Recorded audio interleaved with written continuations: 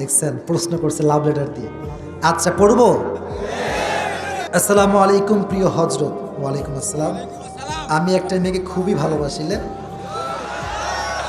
আচ্ছা, আর মেয়েও আমাকে অনেক ভালোবাসে, কিন্তু মেয়ের পরিবার এখন মেয়েকে উঠে পড়ে লেগেছে মেয়ের বিয়ে দেওয়ার জন্য।